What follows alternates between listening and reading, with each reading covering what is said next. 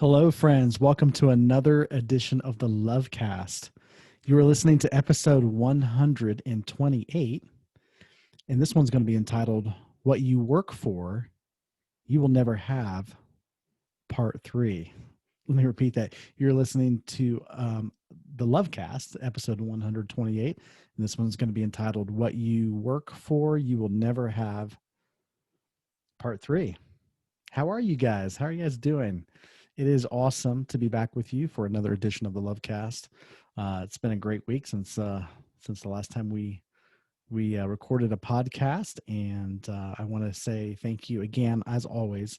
I do record these podcasts for our listeners, and I'm so happy that this has been serving you. I've heard from a number of you again this week, and you're just I appreciate the feedback, letting me know that the conversations that we're having are speaking to you, that are helpful to you. It's obviously why I create the podcast, because I want to present material and content that's just serving you, because that's why I do my work in the world, is to bring healing, life, and light to your life and to the wider world. And so we're in the middle of a series that we've been doing, and that series is What You Work For, You Will Never Have.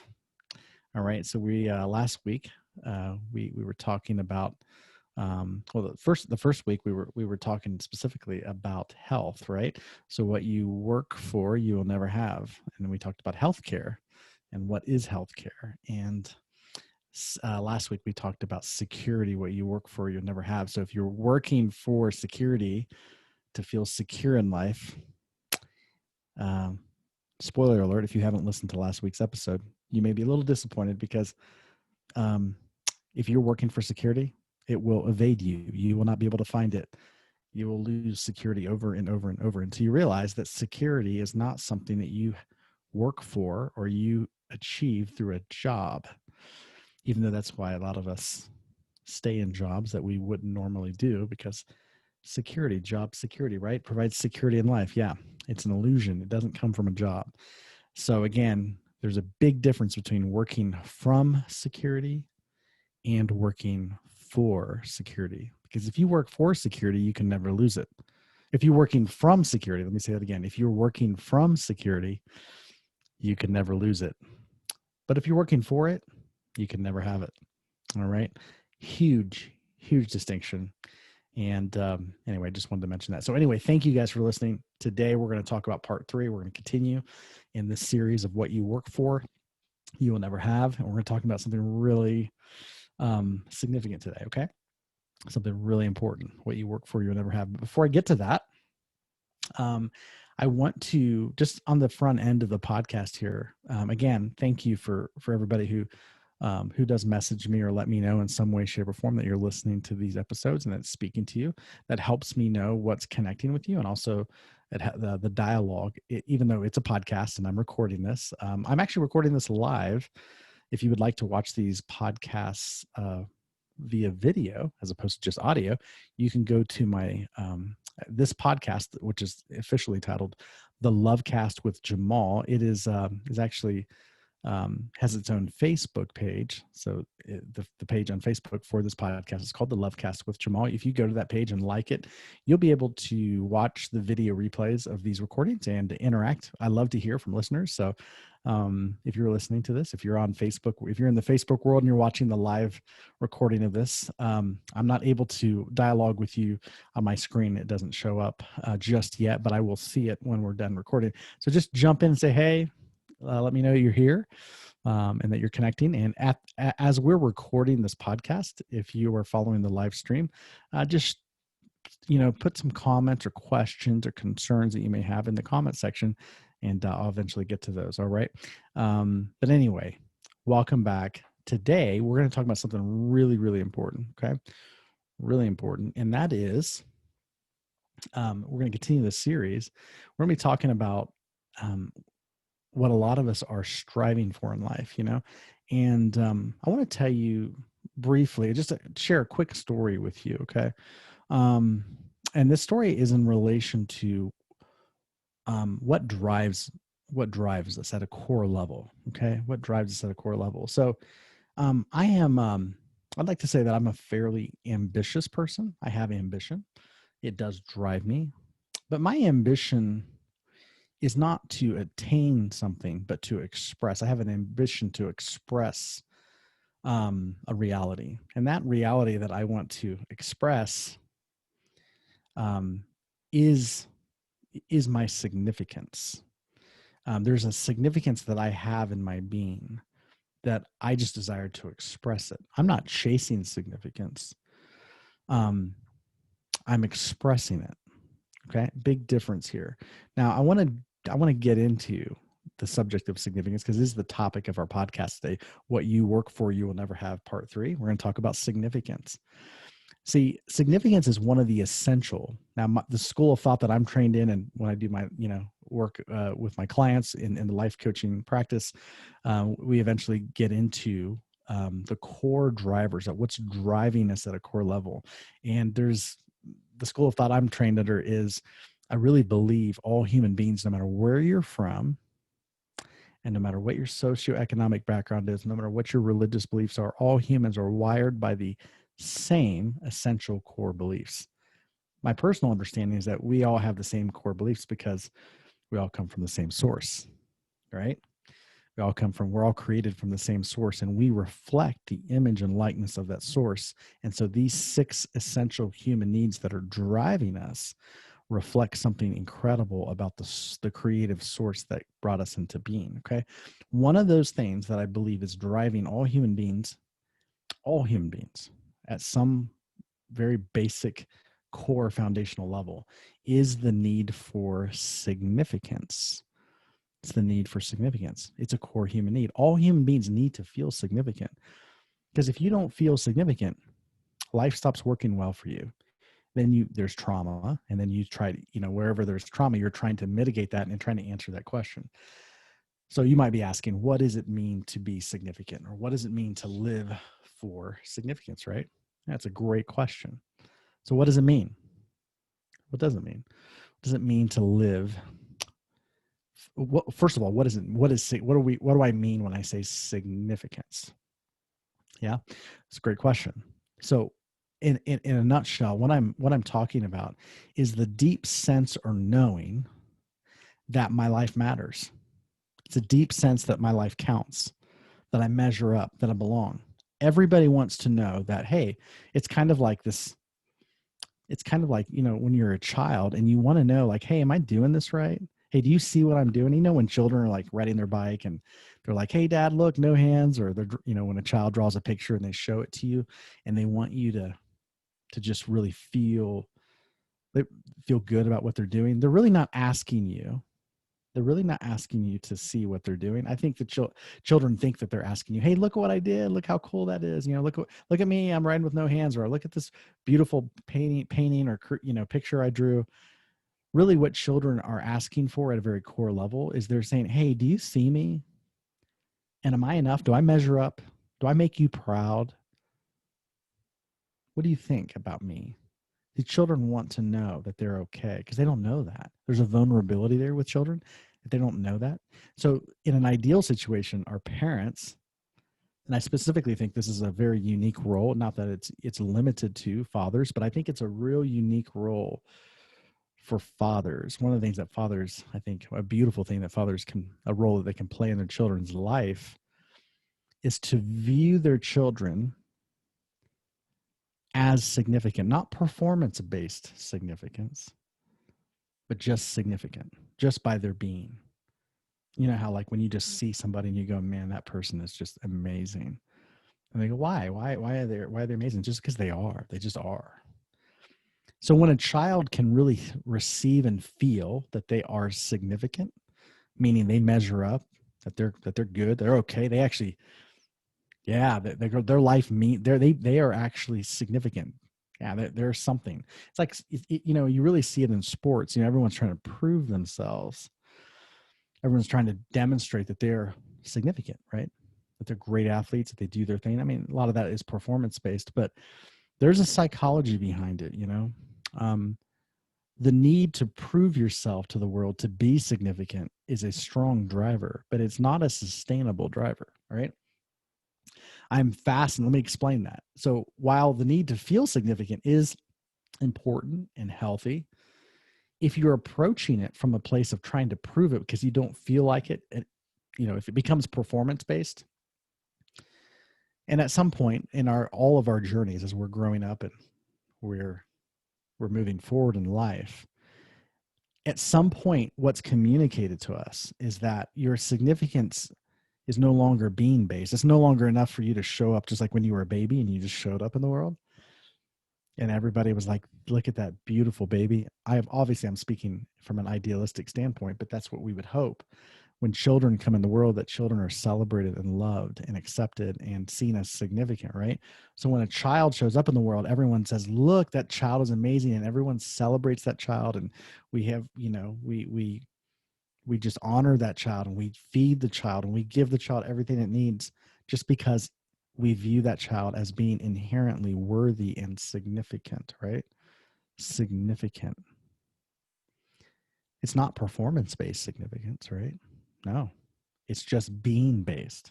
It's being-based significance. So as that child gets older, and I'm speaking in an ideal situation, the parent views the child as significant, and then eventually the child begins to form a self-image, right? So how did you get an image of who you are? Well, you got that image from, and initially, where we all get it from, is the people who are raising us at a very young, early age. We don't know anything about the world except for mom and dad when we come into the world. And sometimes it's just somebody else, whoever raises us. We begin to see the world through their lens. And part of that world that we're seeing through their lens is ourselves. So we begin to form a subconscious. A lot of this is not even conscious. At the unconscious, subconscious level, we begin to form a view of ourself through the lens in which our parents view us. Okay. So if there's trauma there, like say, for example, a lot of people, a lot of our parents are viewing us through the lens, through their own baggage and trauma and things that they've went through. So significance is usually an area where if there's trauma there, then that will be projected onto the child. So for example, when a child is young and is born, they're seen as significant. It's not performance-based, it's being-based, which is amazing if you think about it. It's simply being-based. But at some point along the way, the rules change. Where we adopt standards and we adopt expectations that our parents begin to put on us, or that society begins to put on us, or our religious system begins to put on us. And we begin to see ourselves as being less than at some level, that we are not significant. But if we performed at a certain level, if we met expectations of other people or rose to an occasion of a certain, maybe it's on a team or, was self-sufficient, made money, whatever it is that you end up, whatever the rules are in your household or family or culture, then at some point you begin to see yourself as significant based on performance, right? So it's performance-based. And so therefore we begin to pick up a view of ourselves as being, I'm in and of myself at the level of being, I am not okay. I am not enough. So I got to work for it now. I got to perform for it. Some people play that metaphor out in athletics, right? So if you become an athlete, it's all about you performing better, winning championships, being the highest performer in your team, whatever the rules are, right? You start performing for it. Maybe if you're in school, it's like, are you in part of the popular crowd? Do people accept you? What do people think of you, right? So it's based upon how you're received and seen and viewed by other people. Maybe it's about grades. Hey, if you just get the right grades, then eventually you become significant because you perform to a level, you're doing good in school, right? So again, we learn pretty early on how to work for significance. And again, what you work for, you never have. So it's an unfortunate chase. It's like, a dog chasing their own tail. You never really get it, you never really get it. It leads to trauma. Okay. So then we get into adulthood, we get into whatever work you're doing in the world, and it's all about performance, right? If you're an author, it's all about writing the next book. How many reviews am I getting on Amazon? How's my rankings? Am I in the top 10? Am I in the top 15? It's all about that performance. Because what does a person want to feel? They want to feel significant, right? Yeah, I want to feel significant. So it's all about that chase, all about that performance, right? So a lot of times that's driving us. Most people aren't conscious of it or aware of it, but they're looking for accolades and attaboys, and it's like a kindergartner in first grade. We want the stickers we want the stars, right? You remember those when you get tested and you got a little 100%, they give you a little scratch and sniff sticker. Why is it so meaningful to children that you get a little sticker when you did well? Because it means you're enough, right? At some level, it's like, see, there you go. You're significant. Now, there's nothing wrong. Now, when we get older, the rules change, but it's the same core driver. We want to feel significant. But again, what you work for, what you chase, you will never have. There's a big difference between working from significance and working for significance. Okay. I would say that it's always better to work from significance than to work for it. See, it's sustainable to work from it, because when you work from significance, it's not in question. Yeah, your significance is not in question. You are significant. I am significant, right? Now, that's not narcissistic. So, the narcissist may say, I am significant, but they're saying it because they're afraid that they're not. And they're trying to convince, well, first and foremost, themselves. And then they're trying to convince other people, see how significant I am, see how incredible and competent, and see what I'm doing. I'm really measuring up. Look at my performance. I'm doing really well, because they're trying to convince themselves in the world that they are significant. That is the narcissist. But the narcissist, I will say this, the narcissist is not bad. They're just traumatized. See, they want to feel their own inherent significance. They've just bought into a system that says you have to perform for it. And the trauma has been so severe that it's all they can do is pursue that, to the point where it's just all about them. It's just all about them. But I would say that if you come into a place in your life and in your being where your significance is not in question, that you actually know that you are significant, like it's a state of being, it's not performance based, you just know it, you can feel it, your own significance, you measure up, you're enough, then what that does is it frees you up to express who you are, to just be you. Nothing's on the line. The ambition's a bit different. The ambition isn't to get the medals and get the number one rankings and all of that. It's all cool. Nothing wrong with that. I love it. But you don't need it. It's not about that. It's not about how many likes you get, how many people are following you on social media. It's not about how much money you're making. It's not about your rankings or how many books you're selling. It's not about any of that, because you don't need it. Now, I'm all for doing well and breaking records and all that kind of thing. It's all great, but why are you doing it? What's the point? What's driving you is really what I'm after. So if it's a natural byproduct of your work and significance, great. But if you're chasing it, yeah, it will never be enough. And there's real pain behind that. So our society rewards, in many ways, unhealth when it comes to this area. It really rewards unhealth when it comes to this area. And let me explain that. Our society, first of all, I want to say this, I'm a capitalist. I think it's a great system. Again, I'm not trying to make this into a political statement. I just personally, if you're not a capitalist, if you're a socialist, communist, whatever, that's great. It's not bad. I don't fault you for that. I just think it's ineffective. It's a very ineffective system. It doesn't really accomplish very much, and doesn't bring out the best in people. However, when I say I'm a capitalist, what I mean by that is I firmly believe that when there's health, when there's health in an area, in a society, meaning it's not about the bottom line, it's not about money and making money, then in a capitalistic system, then you are free to create You are free to have drive and ambition and create and meet people's needs, create businesses and great enterprises that are actually going to meet people's needs and better people's lives, add to their health and well-being. When capitalism is the norm in the backdrop of human development, not just making money and bottom line, because that's capitalism that's unhealthy, but healthy.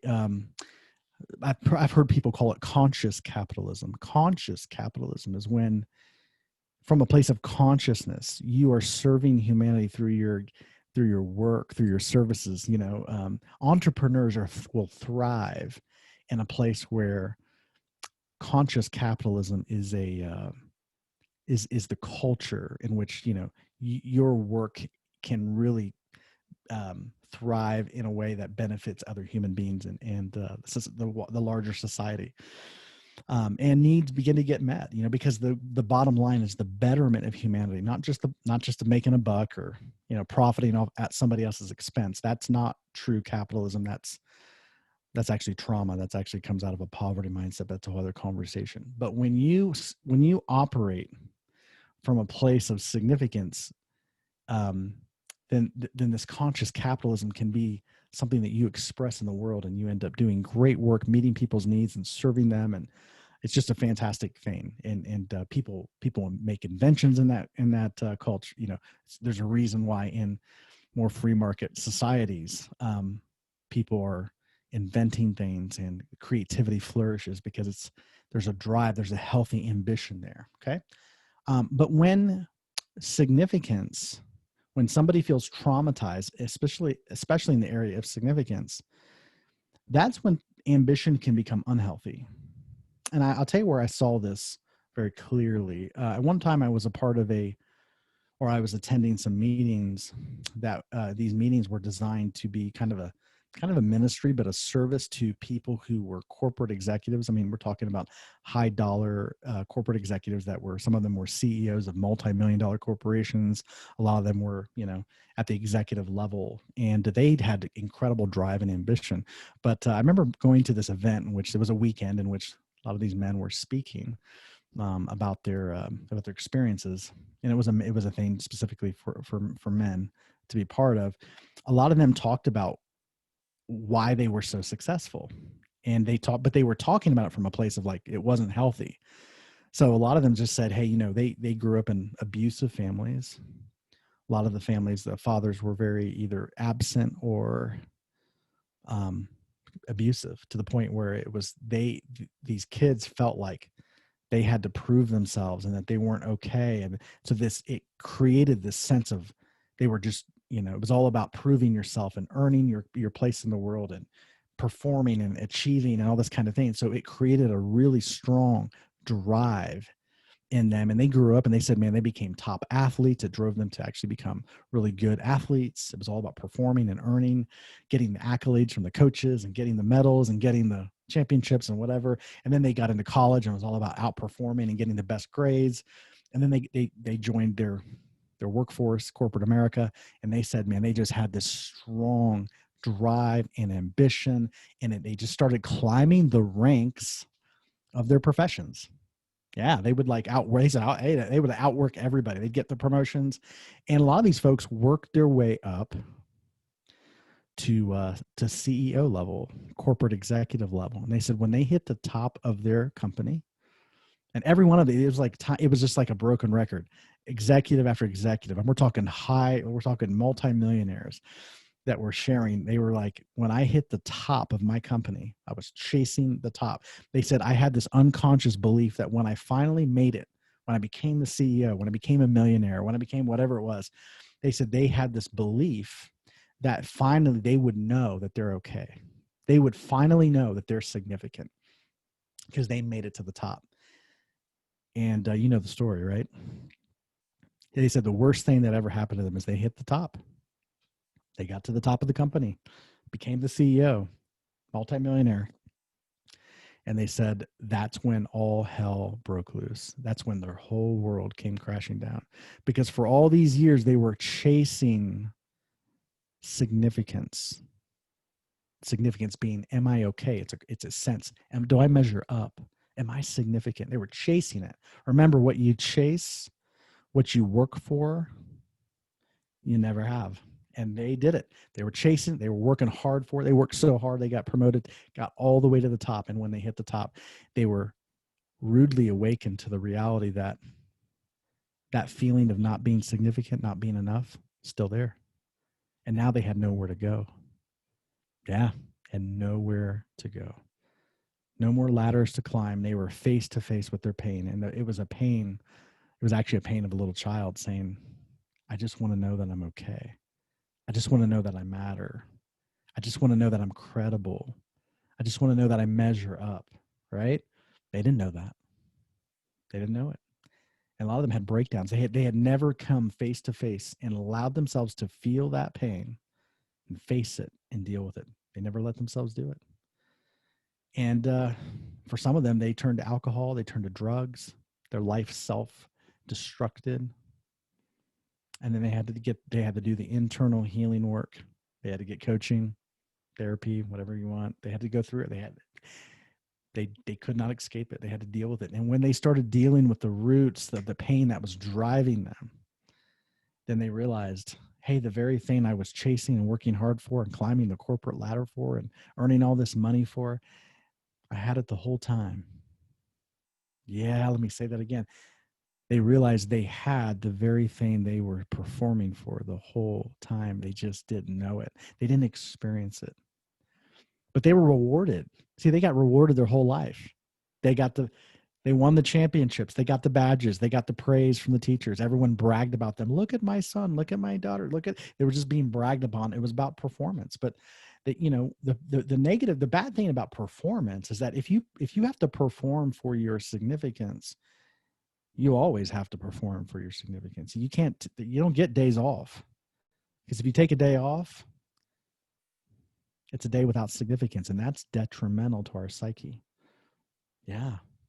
It's a core human need. You have to feel significant. If you don't, you fall into depression. That's why we have a lot of depressed people out there. They inherently feel like they don't measure up, that they don't belong. And working for that gets really tiring. You just get weighed down. It just, at some point, it's like, how much is enough? It's never enough, is it? Yeah. So that's how our society rewards. It rewards us for having ambition that's rooted in unhealth. Okay. So the ambition that comes from working for significance is a destabilizing. It's not a sustainable energy flow. It actually runs out. You'll run out of gas. You'll run out of energy. You can't sustain that kind of a life. That's why people burn out. They get burnt out. They're just so busy writing the books and doing the things. And, and trust me, I've been there. I get it. Working so hard, trying to prove to the world that they're significant. Yeah, that's not sustainable, because eventually it's never enough, is it? You can't sustain it. Eventually you have to give up on that pursuit. Now, I also used to work. This if you've read my book, Living for a Living, or if you've listened to this podcast for a while, or if you just know me, you know that I used to be a corrections officer. I used to prison guard. I worked in a prison for almost 5 years. And, what was interesting is that a lot of the men that I worked with in the prison, all the inmates, they were driven. Now listen to this. They were driven by the exact same drive that these corporate executives were being driven by, just the need to feel significant. Yeah. So I got to know a lot of inmates in prison. Some of those folks were people from minority backgrounds. They were from, communities that had been historically underprivileged and seen as less than by culture, in culture and in society.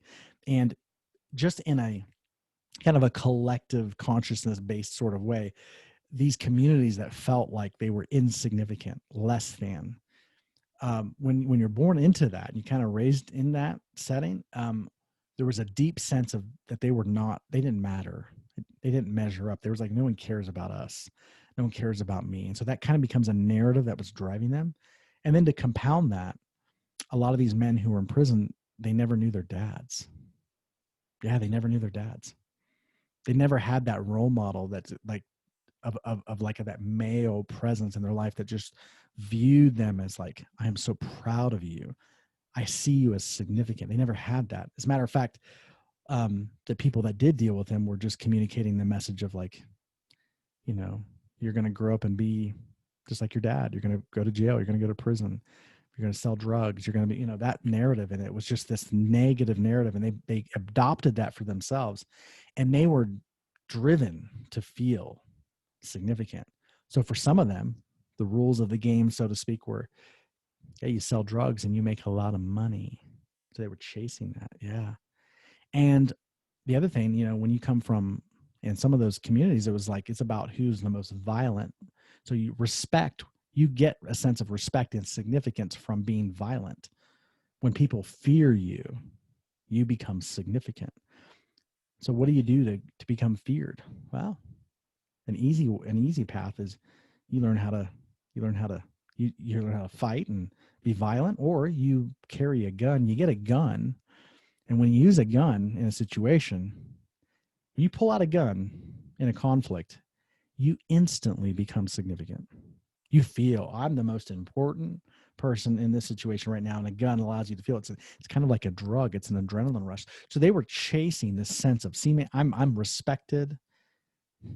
I have money. I have power. So that lifestyle often led them to commit crimes, and then they were in prison.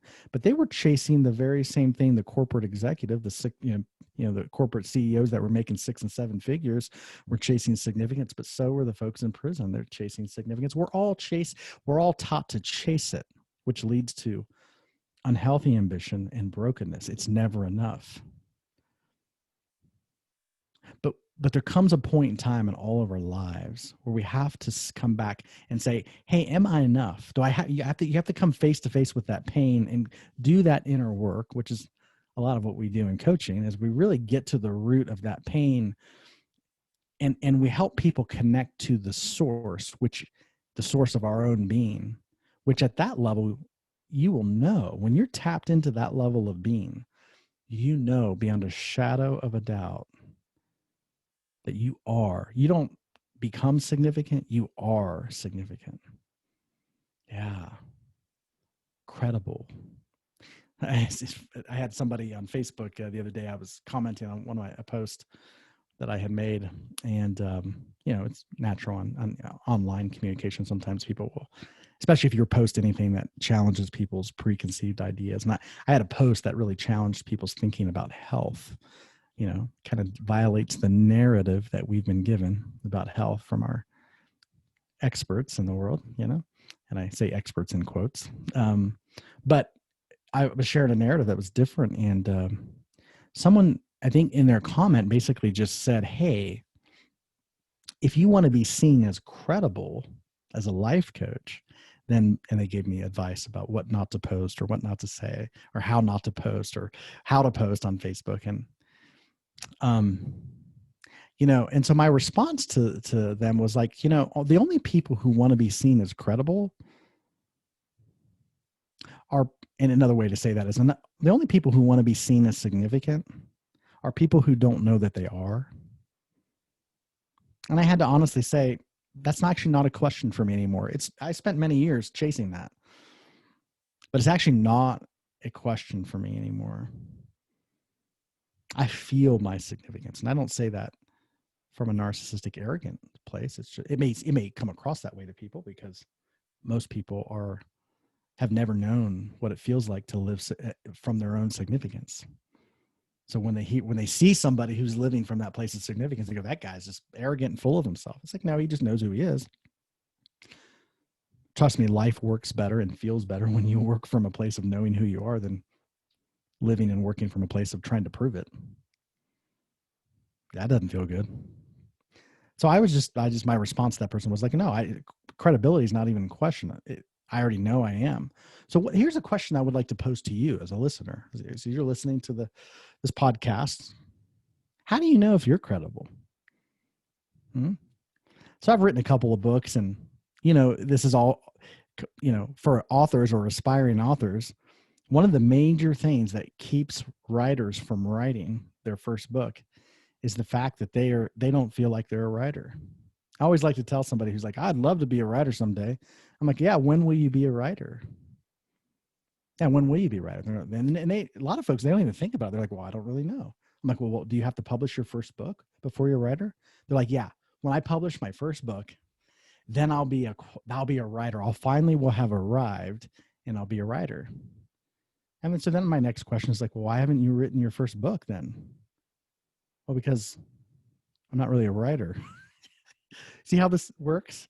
It's like, I'm not really a writer, so I can't really write my first book. So I was like, so what would give you credibility as a writer? Because they don't feel credible. They're like, well, I don't really feel like I'm a qualified writer. I'm like, well, why not? They said, because I haven't published anything. So how would you publish something? Well, I'd have to write. Well, how would you write if you're not a writer?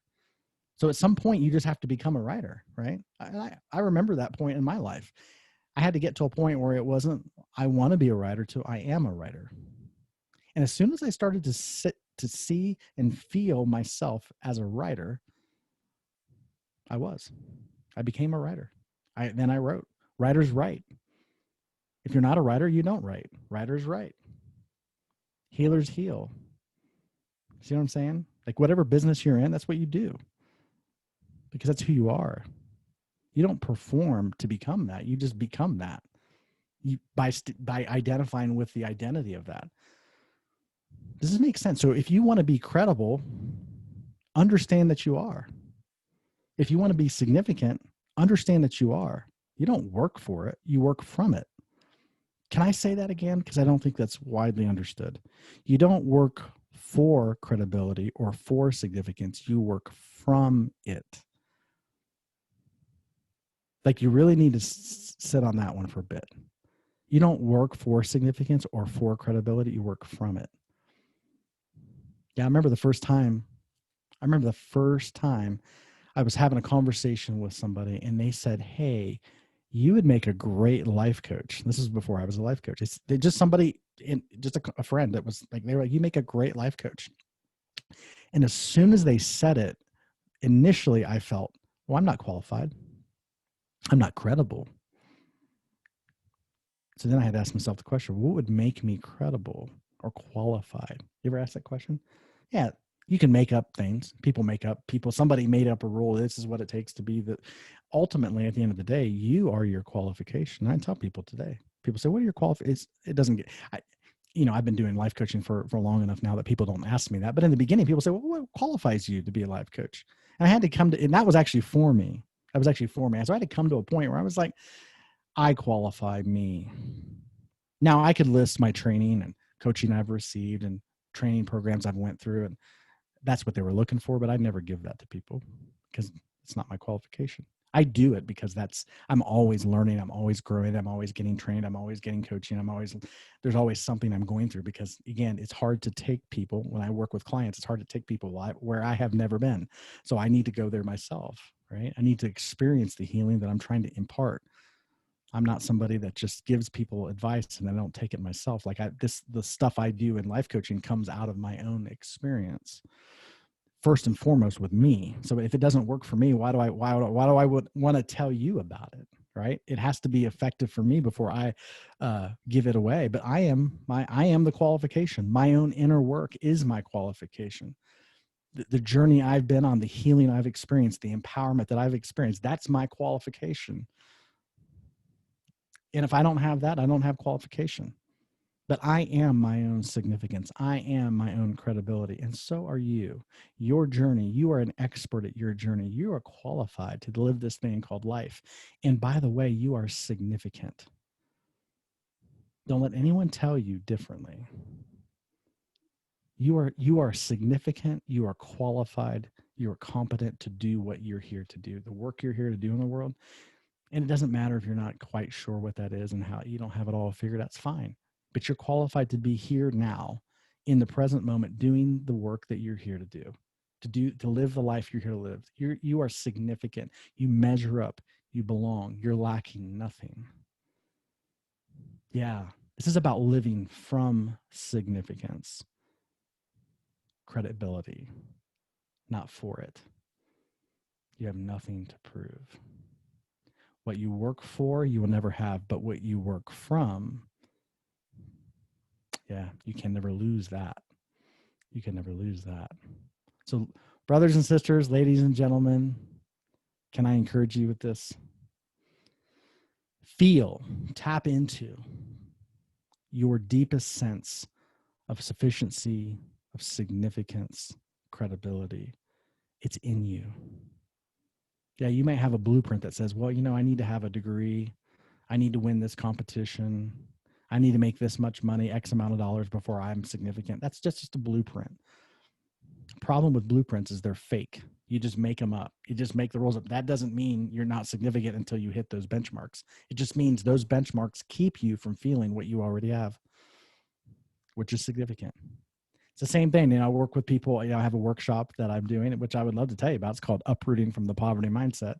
And we have a 6-week workshop that we're doing and getting ready to start another one. In this workshop, we help really reprogram people around the concept of money and finances. And I always tell people wealth and poverty is first and foremost a state of consciousness. It's first and foremost an internal state of being. So if somebody is impoverished and struggling with money out here, it's because it's coming from I know this is controversial. I can prove it. If you would like to understand this better, you might, this workshop might be for you, but that's a whole other conversation. But I will say this, somebody who feels impoverished internally that will be reflected out in the external world. So poverty and abundance is first and foremost an inside job. So when the shift happens there, when you start feeling wealthy and as opposed to impoverished internally in your own state of being, in your own consciousness, that's when life externally, aka your bank account, your income flow, it starts to reflect that externally. It happens effortlessly. It's crazy how it works. It just happens. But first and foremost, now again, I'm not saying it's you're not involved in it, there's not work. I'm not saying any of that. I'm just saying, I've seen people go from just paycheck to paycheck to paycheck, struggle their whole life. And when the blocks are healed internally and the consciousness shifts internally, all of a sudden this life of struggle financially just goes away. Again, because what you work for, you can never have, but what you work from, you can never lose. Significance, right? Whatever the blueprint says you have to attain first before you can be significant, that you've arrived, that you measured up, whatever that blueprint is, it just keeps you from where you already are. So I always tell people, drop the blueprint. You want to be wealthy? Understand that you are. Feel that you are. There's ways to do that. Again, I know I'm making it sound very simplistic, but there's a path, there's a journey in this. Tap into your abundance, tap into your internal significance, your internal credibility, because it's you are that. And when you tap into that and live from that, that's what your power is. And then you'll just create it. You're not chasing it. You're working from it, not for it. Does this make sense? I hope this makes sense. So if you're listening to this and you're going, man, this makes sense, please let me know. If you're watching this live, shoot me a little comment, say, hey, this makes sense, or send me an email. If you're listening to this on your podcast, on your normal platform for podcasts, shoot me an email, jamal@jamaljavanji.com, and just say, hey, listen to this episode. This makes sense, or hey, I have this question, or hey, this does not make sense. Totally fine. Love to have a dialogue with you. Let me know. Also, go to my website, jamaljavanji.com. You can scroll to the bottom, put your email address in there, and click submit, and you'll get on my mailing list. I'd love to keep in contact with you. But just would love to hear from you. How does this resonate with you? Does it make sense when I say work from significance, work from credibility? Don't work for it, because you are it. I just want to know how that strikes you, and really, what are some challenges for you in moving into that? Okay. Hope this makes sense. It's very, very significant. You are significant. You are significant. You don't have to work for it. You just get to work from it. Okay. Until next time, guys. Take care. Love you. Bye-bye.